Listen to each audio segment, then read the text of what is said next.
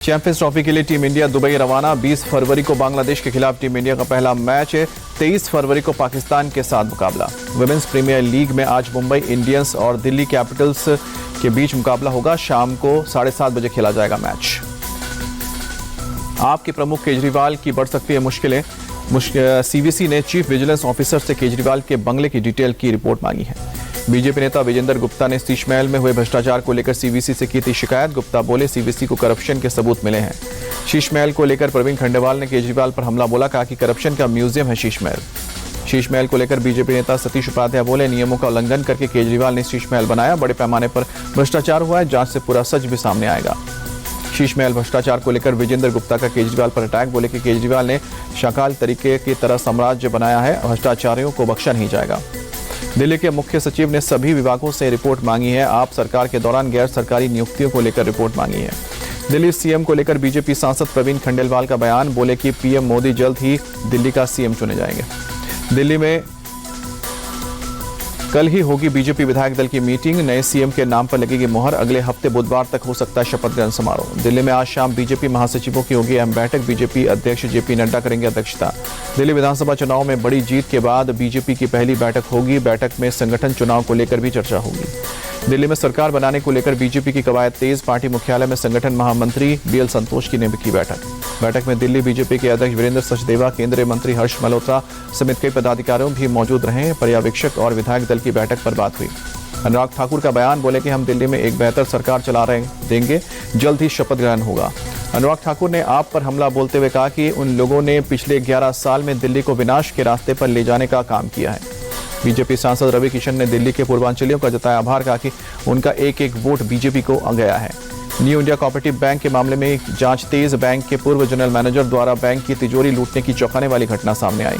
पूर्व general manager Hitesh Praveen चंद मेहता पर 122 करोड़ के गबन का आरोप। पुलिस ने मामले में एफआईआर दर्ज की। 2020 से लेकर 2025 के बीच हुआ पूरा घोटाला ईओडब्ल्यू कर रही है जांच।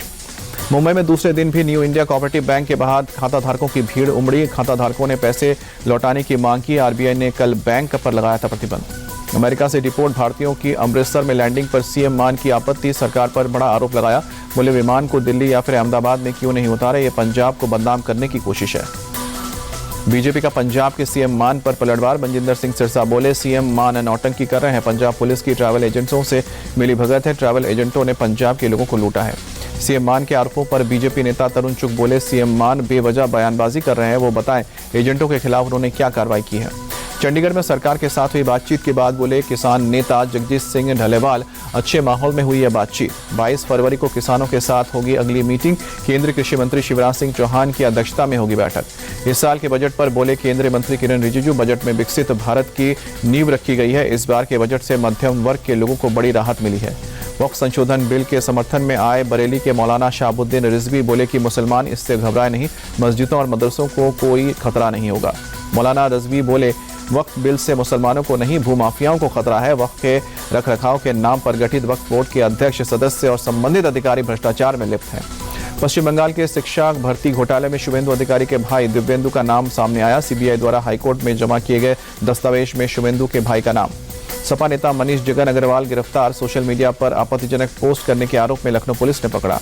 भोपाल पहुंचे मुख्यमंत्री योगी आदित्यनाथ ने मध्य प्रदेश के मुख्यमंत्री से मुलाकात की। कई मुद्दों पर चर्चा हुई। भोपाल में केंद्रीय मंत्री शिवराज सिंह चौहान के बेटे कुणाल की हुई शादी समारोह में उपराष्ट्रपति जगदीप धनखड़ और सीएम योगी समेत कई नेता शामिल हुए। दिल्ली, एनसीआर और हरियाणा में 11 जगहों पर सीबीआई की छापेमारी। साइबर क्राइम मामले में एजेंसी ने कार्रवाई की। 1 करोड़ रुपए ज्यादा कैश बरामद। भारी मात्रा में विदेशी मुद्रा भी जब्त। कुपवाड़ा में पुलिस और सेना का संयुक्त सर्च ऑपरेशन। 2 पिस्तौल, 5 मैगजीन समेत भारी मात्रा में हथियार बरामद हुए। जम्मू कश्मीर में 3 सरकारी कर्मचारी बर्खास्त। टेरर नेटवर्क होने के चलते उपराज्यपाल मनोज सिन्हा ने एक्शन लिया। सीबीएसई 10वीं और 12वीं की बोर्ड की परीक्षा आज से शुरू। सघन चेकिंग के बाद अभ्यर्थियों को परीक्षा केंद्र में प्रवेश। प्रयागराज मिर्जापुर हाईवे पर दर्दनाक सड़क हादसा। श्रद्धालुओं से भारी बोलेरो की बस से भिड़ंत हुई। 10 की मौत, 19 घायल। छत्तीसगढ़ के कोरबा से महाकुंभ जा रहे थे सभी श्रद्धालु, घायल हुए 19 लोग बस में सवार थे। जान गंवाने वाले श्रद्धालुओं की उम्र 25 से 45 के बीच है। प्रयागराज हादसे पर राष्ट्रपति द्रौपदी मुर्मू ने दुख जताया। ट्वीट कर लिखा, हादसा बेहद दुखद है। मृतकों के परिजनों के प्रति संवेदनाएं, घायलों के शीघ्र स्वस्थ होने की कामना। प्रयागराज सड़क हादसे पर सीएम योगी आदित्यनाथ ने दुख जताया। बोले मृतकों के परिजनों के प्रति संवेदना, घायलों को जल्द स्वस्थ करने की प्रार्थना। प्रयाग के हादसे पर छत्तीसगढ़ के सीएम साय ने दुख जताया। बोले कि हादसा दुखद है, मृतकों के परिजनों के प्रति संवेदना, घायलों के जल्द ठीक होने की कामना की है। हादसे में कोरबा के रहने वाले 10 श्रद्धालुओं की जान गई है। महाकुंभ मेला क्षेत्र फिर से नो व्हीकल जोन घोषित हुआ। शनिवार रविवार को भारी भीड़ की आशंका के चलते प्रशासन का फैसला। महाकुंभ में पहुंचे लोकसभा स्पीकर ओम बिरला बोले, ये भारत की आध्यात्मिक संस्कृति और आस्था का महाकुंभ है। प्रार्थना है कि सभी के जीवन में खुशहाली आए। लोकसभा अध्यक्ष ओम बिरला ने त्रिवेणी संगम में डुबकी लगाई, पत्नी भी रही मौजूद। विधि विधान के साथ पूजा अर्चना हुई। केंद्रीय मंत्री पीयूष गोयल भी प्रयाग के महाकुंभ पहुंचे। बोले, महाकुंभ का अद्भुत नजारा ये श्रेष्ठ भारत का अनमोल उदाहरण है। वैष्णो देवी मंदिर पहुंचे उपराष्ट्रपति जगदीप धनखड़, दर्शन और पूजा अर्चना कर आशीर्वाद लिया। उपराज्यपाल मनोज सिन्हा भी रहे मौजूद। अयोध्या में उमड़ा राम भक्तों का जनसैलाब। रामलला के दर्शन के लिए लगी लंबी कतार, चारों तरफ जय श्री राम के गूंज। महाराष्ट्र के पिंपरी चिंचवाड़ में अतिक्रमण के खिलाफ कार्रवाई, अवैध निर्माण पर चला प्रशासन का बुलडोजर। यूपी के सीतापुर में बुलडोजर एक्शन, हाईवे किनारे बनी अवैध मस्जिद और मंदिर ध्वस्त। यूपी के नोएडा में एक प्लास्टिक की फैक्ट्री में भीषण आग लगी। दमकल की टीम ने कड़ी मशक्कत के बाद आग पर काबू पाया।